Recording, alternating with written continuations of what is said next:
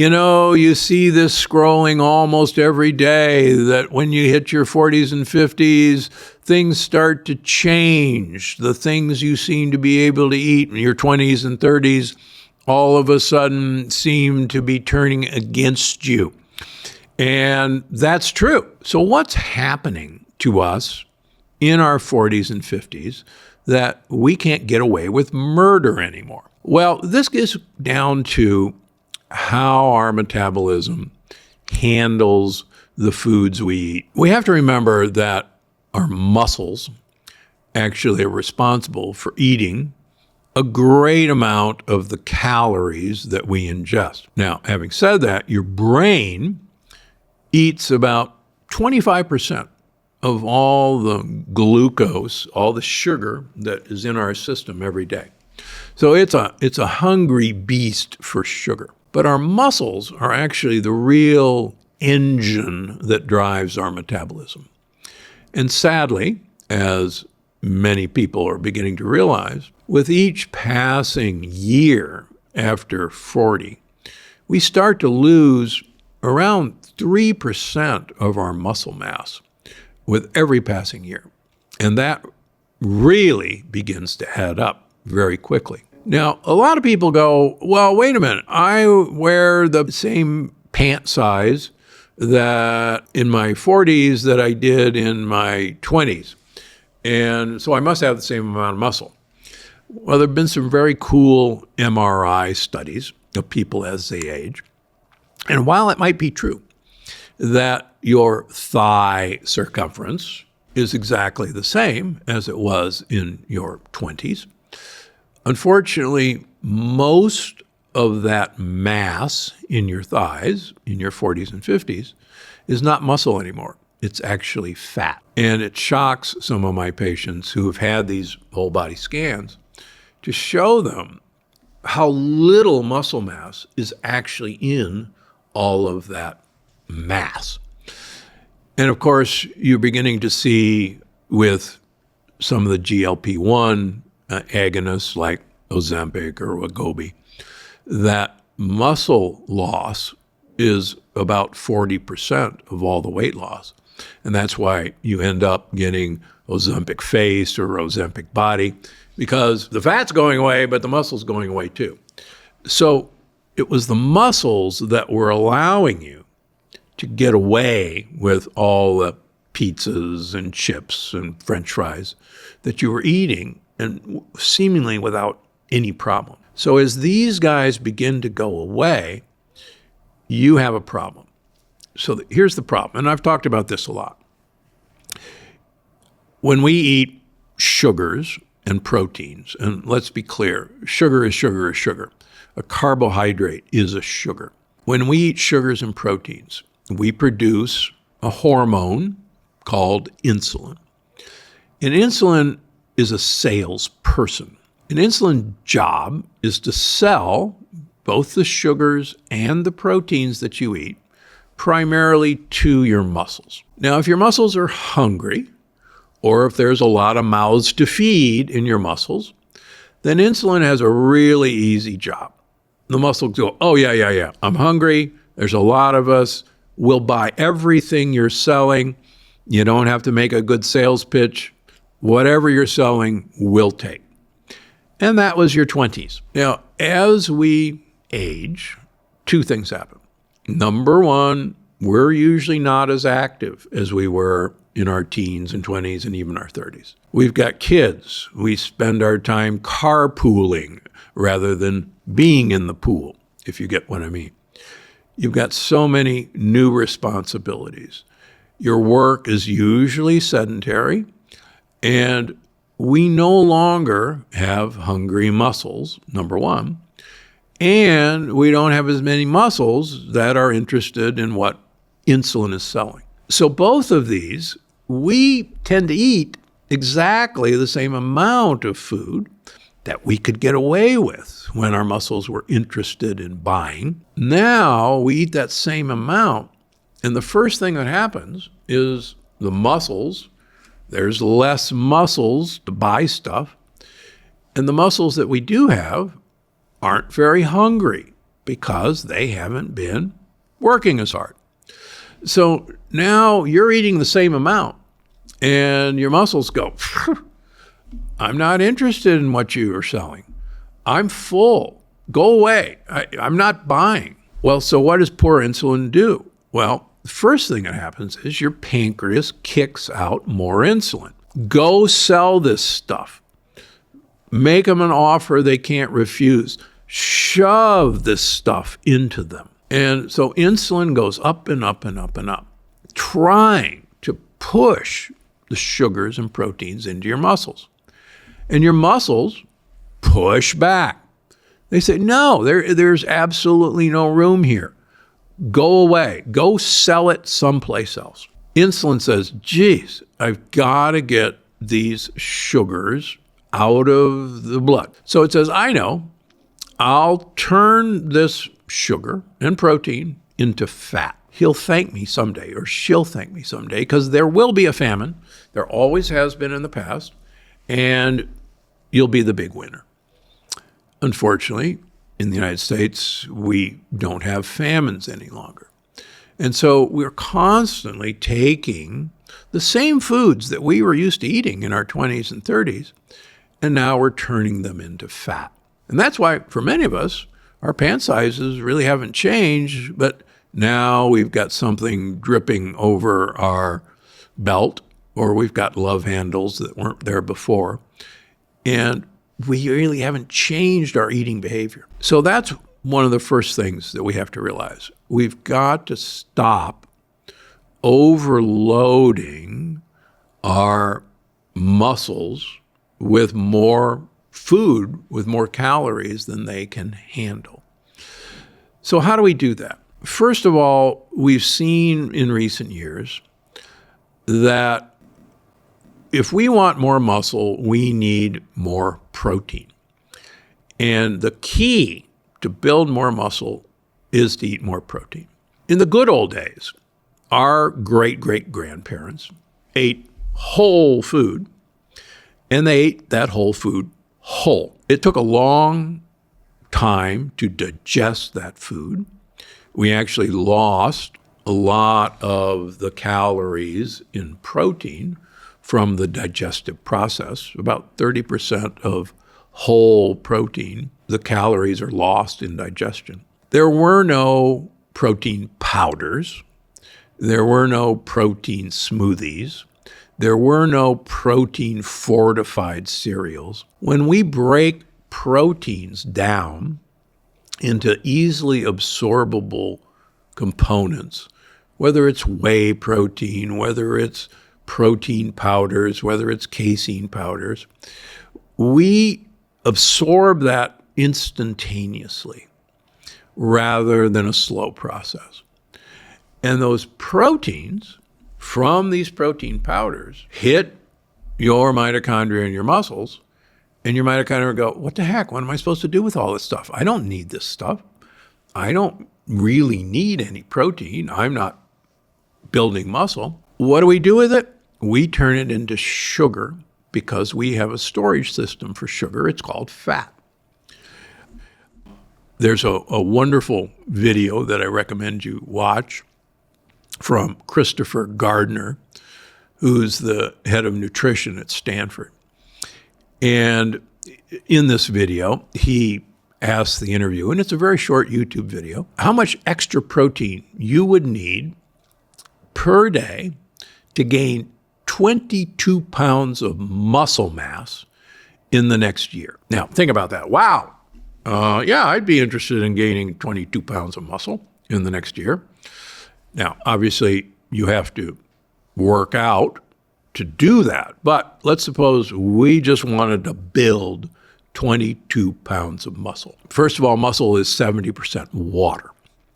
So if you do the calculations, you would need to add 3 grams of protein per day to gain 22 pounds of muscle in a year. That's so minuscule. And then he goes out to point out that all of us eating normally eat twice the recommended amount of protein per day that the federal government says we need. And the federal government doesn't want to be stingy with recommending the amount of protein. So the average person needs X amount of protein. The government, just to make sure they're not missing anybody, sets the protein requirements for Americans as double what the average person needs. And the average person in America is eating double the recommended amount. So most of us are actually eating about 4 times the amount of protein we need for maintenance. And all you need to gain 22 pounds of muscle in the next year is an extra 3 grams. The point is, we are over-proteinized in this country. So one of the things you really want to back off on, particularly, is concentrated protein in the form of these powders. They are not your friend. They're not going to help you build muscle. Yeah, go to the gym and build muscle. Do strength training to build muscle, but you don't have to supplement with protein powders. One final thought about that. The best time to add protein is after your workout. When your muscles are being damaged, when they're hungriest, is after your workout. So that's the time to add these foods into your diet. But you're much better off having like a protein stick, like a fermented sausage, than you are having a protein shake. You'll get the benefits of all that. Now, secondly, as I mentioned, you've got to get rid of sugar that you eat. And remember, carbohydrates turn into sugar. So the second thing you have to do is really concentrate on label reading. Look at any label on the back of the package and do not be fooled by what you see there. Do not look at sugars. Do not look at added sugars. That's to distract you. It's a magician's trick. What you want to look at is total carbohydrates. Then right below that, you'll see fiber. If there's any fiber, then subtract that number from total carbohydrates. That will give you the amount of sugar molecules that you're ingesting in that food per serving. Now, here's the fun math. There are 4 grams of carbohydrates in 1 teaspoon of sugar. And we can all recognize what a teaspoon of sugar is. So take those carbohydrates on the label per serving and divide it by 4, and that'll tell you the teaspoons of sugar that you're ingesting when you eat that product. And when you do that, you will be absolutely shocked why things aren't working out so well in your 40s and 50s. So always look for the lowest total carbohydrates on the label. Always look for the highest fiber on the label, but do the math. And the lower you can get that total sugar content, total carbohydrate content, the better off you're going to be in your 40s and 50s. If you do that, things really fall into place. So, what do? You've heard me say over and over again, give fruit the boot. Now, I am not anti-fruit, but we inherited a mutated gene from great apes. Great apes, 10 million years ago, suffered a genetic mutation, and they stopped making an enzyme called uricase, broke down a compound called uric acid. Uric acid is one of our defense systems against fructose. Now, fructose is fruit sugar, and you're told, oh, fruit is good for you. We now realize that fructose is one of the biggest drivers of weight gain, of insulin resistance, of fatty liver. And I can tell you most people watching this program have a fatty liver. We can now find it on blood tests. And fructose is one of the biggest drivers. Now, it's in fruit. Why did that help great apes? It turns out that great apes could take the fruit in forests that were receding and store that fruit as fat because of that mutation. They beat out other monkeys who did not have that mutation, and as climate change happened 10 million years ago, great apes could make it through the hard times because they had fat. We inherited that mutation. It used to be called the Thrifty Gene. The theory was we went through hard times and we could make it for a long time living off of our fat stores. So we developed this gene. It's not how it works. We now know that the Thrifty Gene is that genetic mutation from great apes. And remember, that genetic mutation lets you eat fructose and turn it into triglycerides, fat in your liver. And you store that sugar as fat. It makes you make uric acid. Uric acid causes gout. Uric acid causes high blood pressure. Uric acid damages kidneys. Uric acid also produces insulin resistance. So imagine the beauty of that design when we did not have 365 days of summer. Imagine the brilliance of that design that allowed us to survive the hard times now is turned absolutely against us. And in our 40s and 50s, that's what's doing us in.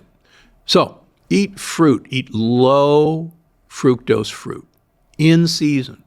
The best, blackberries, raspberries, kiwis. Some of the worst, I know you're going to get mad at me, are apples. And remember, all of our fruit now has been bred for sugar content and size. An apple today is worth about 4 apples of what I grew up eating. In the 50s, an apple a day might have kept the doctor away. But an apple a day in the 2000s means you're going to be visiting the doctor. So fruit is not your friend, but if you're going to eat it, eat organic and eat it during the season. Number 2, more olive oil I can get into you, the better. One of the big health influencers, Brian Johnson, who most of you have heard of, thinks that olive oil may be the greatest food that you can eat for longevity. And I've been saying this for 25 years now, but I'm glad to have another spokesperson on board. Olive oil really helps reset your mitochondria, really helps get polyphenols into you, and it really should be on your table, and you should be pouring it on everything you eat. And, like he and I do, take some shots of it every day. How much? 3 shots of olive oil is a good place to start. Just remember, the Greeks use per capita 26 liters of olive oil per capita per year. That means a half a liter of olive oil is consumed per person in Greece per year. Now, the babies aren't having that much. So that literally means that most adults are having about a liter of olive oil per year. Now, except for my big fat Greek wedding, there aren't any fat people in Greece. Take that for what it means. So olive oil is one of your best foods to add in your 40s and 50s. Finally, try to eat primarily pastured chicken and wild fish and shellfish. I devoted an entire chapter to my most recent book, The Gut-Brain Paradox, for why changing over to proteins from fish and shellfish may be the secret to extending your health span and fighting the mid-century's battle of the bulge. Really be careful about the things that you could get away with in your 20s and 30s because of your muscle mass, because of your activities, are now something that have turned against you because our muscles aren't interested in what you're eating anymore. As I tell my patients, You are suffering from a glandular condition. You have an overactive mouth gland. And if we change what goes into your mouth, then your muscles can handle what you're eating.